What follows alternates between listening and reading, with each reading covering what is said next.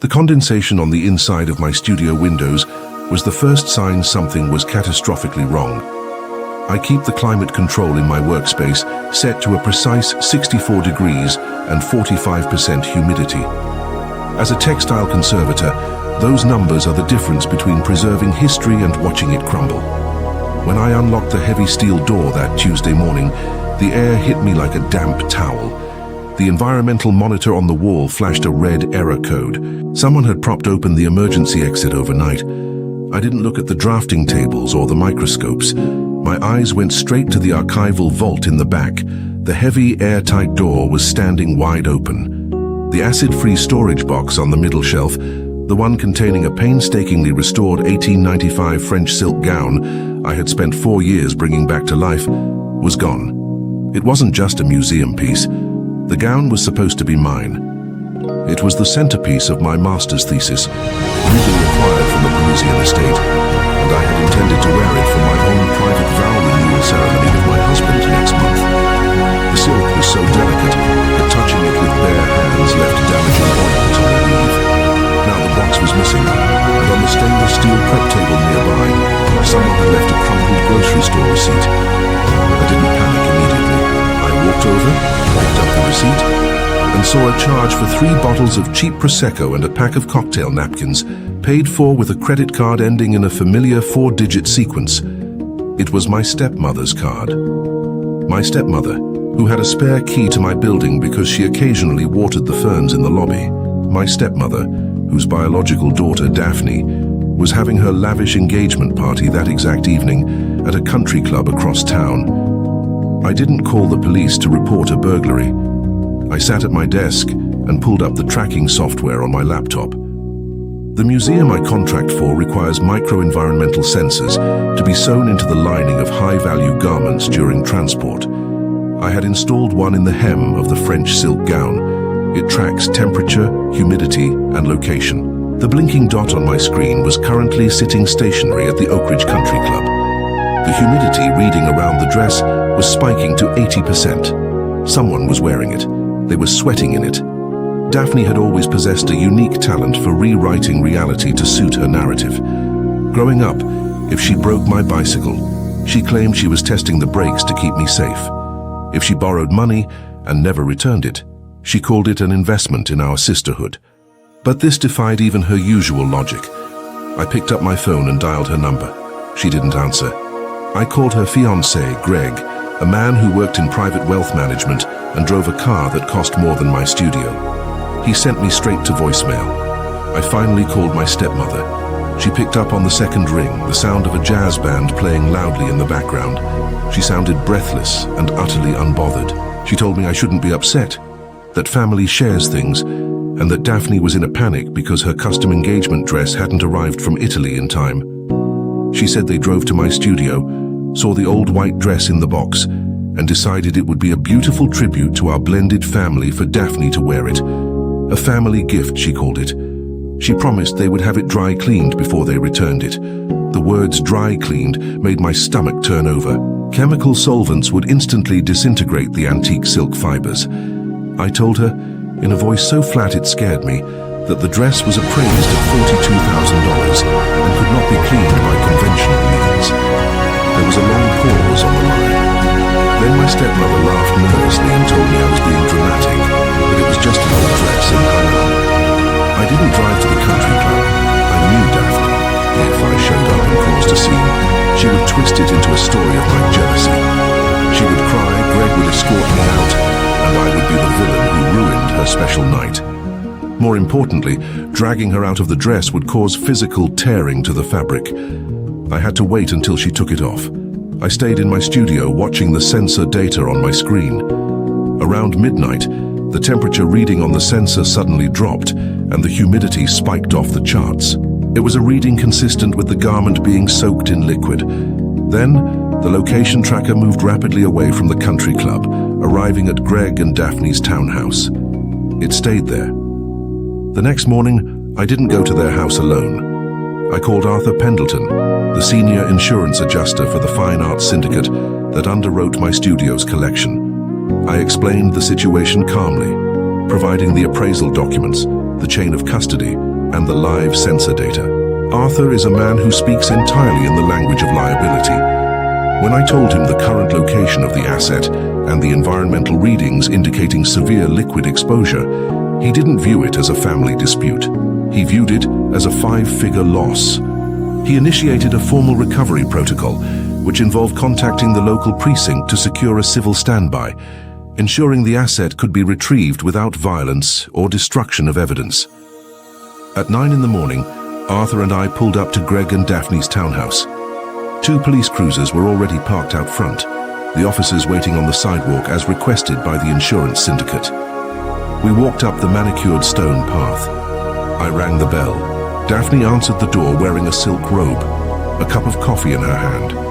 Her face fell when she saw me, then hardened into a mask of irritation when she noticed Arthur and the 2 uniformed officers standing behind us. She immediately started talking, her voice rising an octave, claiming I was harassing her over a harmless misunderstanding. I didn't say a word. I let Arthur step forward. He handed her a laminated card and informed her that he was there to execute a recovery of insured property. Greg appeared at the top of the stairs, looking pale and disheveled. He hurried down, demanding to know what was going on. Arthur bypassed Daphne entirely and looked at Greg. He stated the exact make, origin and insured value of the garment and demanded its immediate return to prevent further liability charges. Greg looked at Daphne, then back at Arthur. He ran a hand through his hair and said there had been an accident. He claimed a waiter at the country club had tripped and spilled an entire tray of red wine on Daphne. He said the dress was ruined, completely unsalvageable, and that they had thrown it in the dumpster behind the club because it smelled sour. Daphne nodded vigorously, playing the victim. She said it was a tragedy, but it was just an accident, and I shouldn't have left such a fragile thing lying around if it was so valuable. She offered to write me a check for $1,000 to cover the inconvenience, but I was looking at my phone. The tracking sensor showed the dress was exactly 15 feet away, inside their house, likely in the garage. I showed the screen to Arthur. Arthur looked at the officers. The officers informed Greg that lying to an insurance investigator regarding the whereabouts of a heavily insured asset during an active recovery was a criminal offense. They asked if he wanted to revise his statement about the dumpster. The color drained completely from Greg's face. He didn't look at Daphne. He turned around, walked down the short hallway to the attached garage, and opened the door. We followed him inside. There, stuffed into a black plastic trash bag on the concrete floor, was the 1895 silk gown. I put on a pair of nitrile gloves I had brought with me, knelt on the concrete, and carefully pulled the fabric from the bag. The stench of cheap red wine was overpowering. The front bodice and the delicate lace train were heavily stained, but as I examined the edges of the stain, something didn't make sense. The splatter pattern wasn't consistent with a dropped tray. A dropped tray causes a starburst pattern spraying outward. This stain was concentrated, poured directly downward into the lap and chest, soaking through the layers. I looked at the seams. They were strained but intact. Daphne hadn't torn it. I looked up at Greg. He was sweating.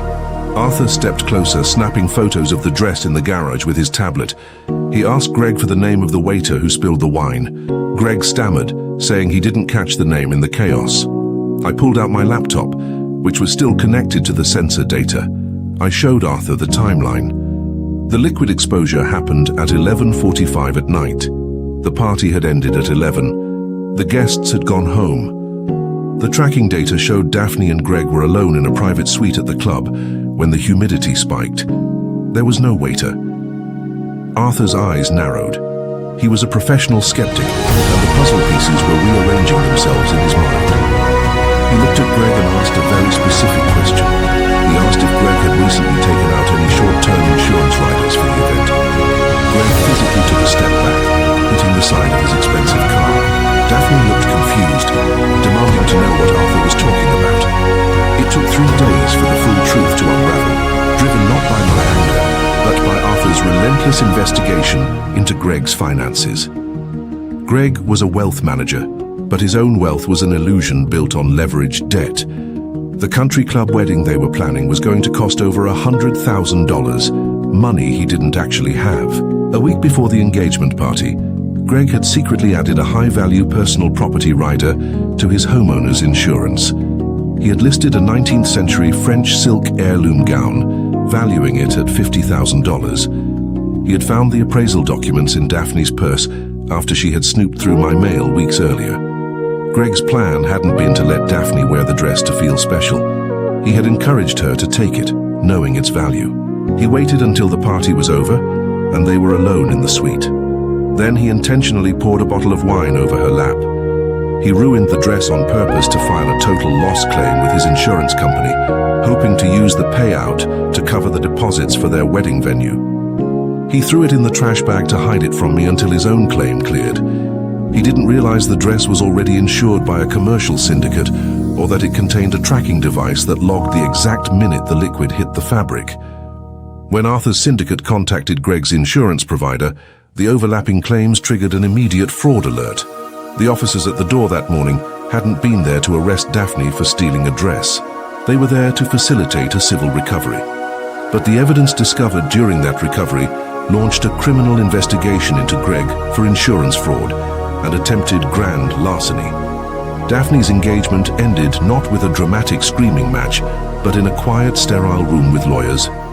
Greg's firm fired him when the fraud investigation became public. My stepmother tried to blame me, claiming I had set a trap for them by leaving a valuable item where they could find it. I didn't argue with her. I simply forwarded her the bill for the forensic textile restoration, which Arthur's syndicate legally subrogated to her credit card, as she was the one who had provided unauthorized access to my studio. I spent the next 6 months in the laboratory. I used mild enzymatic baths to break down the tannins in the wine, working inch by inch under a microscope. I couldn't save the front lace panel. The acidity had eaten through the delicate threads. Instead of trying to hide the damage with modern fabric, I replaced the ruined section with a piece of dark, contrasting velvet, turning the scar into a part of the garment's history. When my husband and I renewed our vows in a small garden ceremony, I wore the dress. It was no longer pristine. It was heavy with the memory of what it had survived. But as I walked across the grass, the silk whispered around my ankles, entirely mine, repaired, and stronger at the seams. The silence in the garage after the dress was pulled from the trash bag was heavy, broken only by the sharp clicks of Arthur's tablet camera. The two officers exchanged a brief, knowing look. They didn't slap handcuffs on Greg right then and there. White-collar crime, especially insurance fraud intertwined with a civil dispute, moves at a bureaucratic pace rather than a dramatic one. They took our statements, meticulously noting the discrepancy between Greg's story of the clumsy waiter and the digital evidence from the environmental sensor. Daphne stood in the doorway, the silk of her robe clutched tightly against her chest. Her earlier bravado completely evaporated.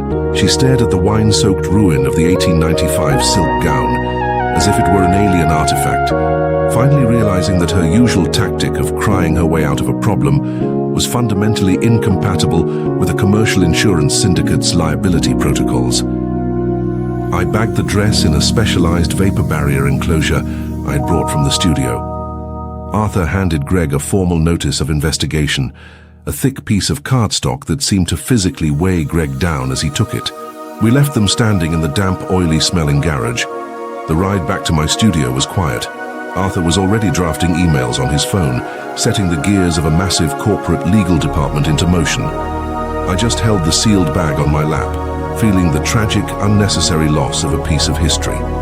By Tuesday of the following week, the social fallout began. Daphne, realizing that the legal walls were closing in, decided to strike first in the court of public opinion. She posted a lengthy, tearful video on her social media accounts. In her version of events, she had simply borrowed a forgotten family heirloom to honor our grandmother. And I, driven by bitter jealousy over her engagement, had sent the police to her house to terrorize her. She conveniently omitted the part where the dress was dumped in a trash bag, the part where her fiancé poured wine on it, and the part where it was worth $50,000. My phone started vibrating with angry text messages from extended family members, cousins and aunts, who hadn't spoken to me in years, calling me heartless, vindictive and cruel. I didn't reply to a single one. Engaging with Daphne's audience is a losing game. I spent my days in the climate-controlled silence of my laboratory. I had to document every millimeter of the damage for Arthur's final report. Under the magnification of the stereo microscope, the sheer malice of Greg's act was laid bare. The way the tannins had penetrated the silk threads indicated it wasn't just a splash. The wine had been aggressively rubbed into the fabric in certain areas, likely to ensure the damage looked irreparable to a standard claims adjuster. I logged the chemical analysis, the microscopic imagery, and the exact coordinates of the stains, building a fortress of empirical data. My stepmother arrived at my studio unannounced on Thursday afternoon. She didn't use her key this time. The locks had been changed the same day the dress was taken. She stood outside the reinforced glass door, knocking frantically until I buzzed her in. She looked exhausted, her usual immaculate presentation slipping. She didn't start with apologies. She started with a checkbook. She told me that Greg's firm had caught wind of a police inquiry and he was on administrative leave. She begged me to drop the insurance claim, to call Arthur and say it was all a terrible misunderstanding.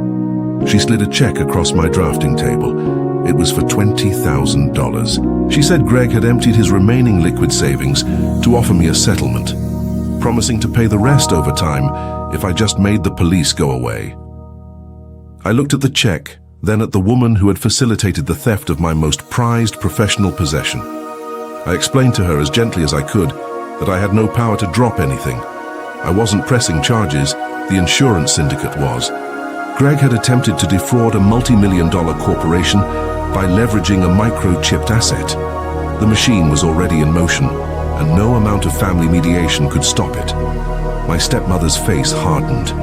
She snatched the check off the table, accused me of enjoying my sister's destruction, and stormed out, leaving a trail of heavy perfume in the sterile air of my lab. The real breaking point came 2 days later, not from the family, but from the data. Arthur called me on a secured line. His investigators had subpoenaed Greg's financial records, cross-referencing them with the timeline of the engagement party. Greg hadn't just taken out the insurance rider, he had also made a non-refundable $60,000 deposit on a destination wedding venue in the Amalfi Coast just 3 days before the party. He had used a high-interest short-term bridge loan to secure it, a loan that was due to default in exactly 2 weeks. He needed the insurance payout from the ruined dresser, not just to pay for the wedding, but to prevent a total financial collapse that would expose his insolvency to Daphne and her mother. Greg hadn't ruined the dress on a whim. He had engineered a desperate, calculated financial lifeline, using my life's work as the collateral. Arthur was about to hand that information over to the district attorney. When the district attorney officially filed charges against Greg for felony insurance fraud and attempted grand larceny, the social media campaign against me went dead silent. The authorities didn't need my testimony to build their case. They had Arthur's meticulous documentation, the overlapping commercial and personal insurance claims, and the undeniable digital footprint of Greg's financial ruin. The luxury Amalfi Coast venue, notified that the high-interest bridge loan had defaulted, cancelled the reservation and kept the non-refundable deposit. Daphne didn't call to apologize when the illusion of her wealthy fiancé shattered. She simply deleted her tearful videos, packed her belongings and moved out of their leased townhouse, quietly retreating to my stepmother's guest bedroom. The outrage from the extended family evaporated instantly, replaced by an embarrassed, heavy silence when the public record made it clear that I hadn't been a jealous sister ruining a wedding, but an accidental witness to a desperate financial crime. My stepmother never attempted to visit my studio again. 2 months after the incident, Arthur's syndicate finalized their civil actions. Because my stepmother had used her key to grant unauthorized access to a secured commercial facility, violating both the terms of the building's lease and the underwriting policy, the syndicate legally subrogated the costs of the asset recovery and the preliminary forensic assessment directly to her. I wasn't there when she received the certified letter containing a corporate bill for $28,000, but I learned through a mutual acquaintance that she was forced to sell her imported SUV to cover the liability and avoid a lien on her home. I felt no triumph or vindication in this. It was simply the mechanical, inevitable consequence of a lifetime of treating other people's boundaries as minor inconveniences. I completely upgraded my building's security protocols, replacing the physical locks with a biometric scanner. The preservation of the gown became my sole focus as the winter set in. I spent countless hours in the laboratory, working beneath the harsh, unforgiving light of the magnification lamps. The enzymatic baths slowly lifted the tannins from the woven silk, a painstaking process of reversing the intentional violence done to the fabric. Cutting away the ruined lace and suturing the dark, heavy velvet into the bodice felt like a final severing of ties. I wasn't just repairing a garment. I was fundamentally altering my relationship with the people who had damaged it. I had spent years trying to accommodate their demands, silently absorbing Daphne's rewritten versions of reality to keep the peace. By leaving the contrasting velvet visible on the dress, I was finally allowing the truth to exist without a protective covering. I stopped answering my stepmother's passive-aggressive texts. I stopped participating in the fiction of our blended family. The vow renewal ceremony in the garden was small, attended only by people who understood the actual value of things that endure. But the real closure didn't happen in front of an audience, or while I was wearing the dress. It happened a week later, back in the quiet isolation of my workspace. I carefully folded the gown, feeling the distinct contrasting textures of the antique silk and the new velvet beneath my nitrile gloves. I placed it into a fresh, acid-free archival box and carried it to the vault. I pushed the heavy steel door shut, turned the locking wheel and listened to the solid metallic strike of the deadbolt sliding securely into place. I walked over to the environmental monitor on the wall, watched the digital readout confirm the room was holding at exactly 45% humidity, and turned off the lights.